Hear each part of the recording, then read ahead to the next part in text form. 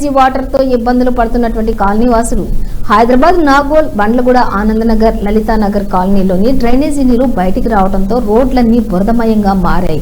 దీని ఫలితంగా కాలనీ వాసులు, పాదచారులు, ద్విచక్ర వాహనదారులు రాత్రి వేళల్లో నరకయాతన పడుతున్నారు.